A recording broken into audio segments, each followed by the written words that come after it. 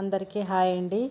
ఈరోజు ఎంతో టేస్టీగా ఉండే చిన్న చేపలతో చేపల కర్రీ ఎలా ప్రిపేర్ చేయాలో చూపిస్తాను. చాలా అంటే చాలా టేస్టీగా అలాగే సింపుల్గా ప్రిపేర్ చేసుకోవచ్చు.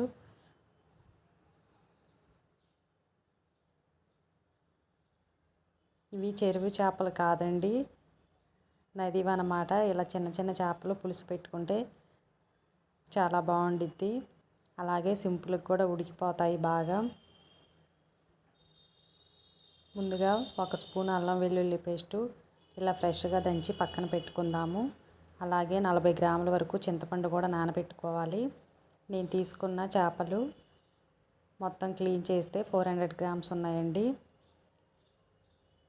తర్వాత స్టవ్ ఆన్ చేసి ప్యాన్ పెట్టుకొని 2 స్పూన్స్ వరకు ఆయిల్ వేసుకొని 1 స్పూన్ జీలకర్ర, అలాగే 1/2 స్పూన్ ఆవాలు, మనకి పులుపుకి అడ్జస్ట్ అవ్వడానికి 1/2 టీ స్పూన్ వరకు మెంతులు వేసుకొని చిటపట అన్న తర్వాత ఫ్రై అయిపోయిన తర్వాత సన్నగా కట్ చేసుకున్న ఆనియన్స్ వేసుకుందాం.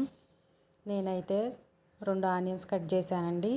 ఇవి బాగా మగ్గాలి, పచ్చిదనం పోయేంత వరకు బాగా మగ్గనివ్వాలి. అలాగే ఫ్రెష్గా ఉన్న కరివేపాకు, చాప్ చేసిన పచ్చిమిర్చి, 1/2 టీ స్పూన్ వరకు పసుపు వేసుకోవాలి. ఇవన్నీ బాగా ఫ్రై అవ్వాలి. మనకు ఆనియన్ అనేది బాగా మెత్తబడాలి. ఆనియన్స్ ఎక్కువ వేసుకుంటే చేపల పులుసుకి గ్రేవీగా చాలా బాగుండిద్ది. ఇప్పుడు మూత పెట్టుకొని బాగా ఫ్రై చేద్దాం.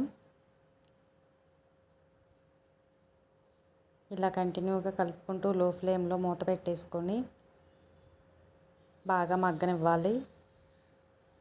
ఆనియన్స్ మనకు ఆల్మోస్ట్ బాగా ఫ్రై అయినాయి.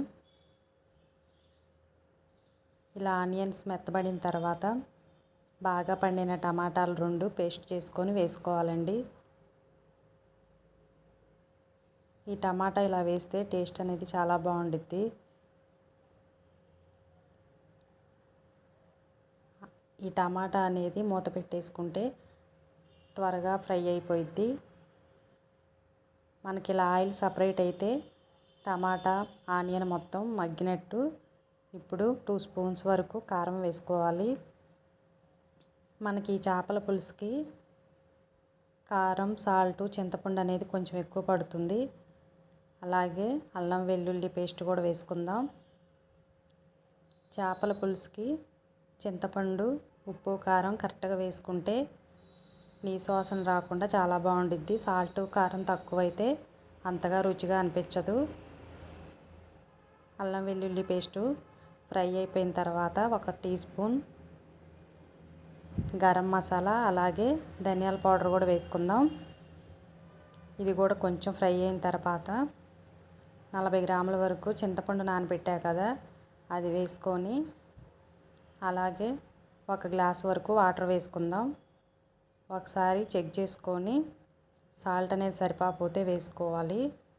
తర్వాత మనకి ఇలా వాటర్ అనేది బాగా పొంగొచ్చిన తర్వాత క్లీన్ చేసుకున్న చేప ముక్కలు వేసుకుందాం.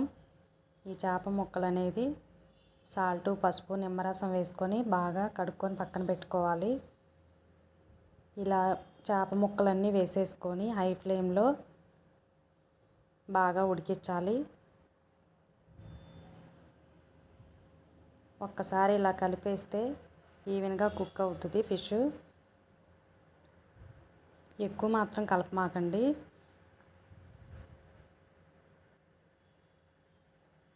ఇలా 10 నిమిషాల వరకు హై ఫ్లేమ్లో పెట్టేసుకొని 5 నిమిషాలు మీడియం ఫ్లేమ్లో పెట్టేస్తే చేపల పులుసు రెడీ అయిపోయింది.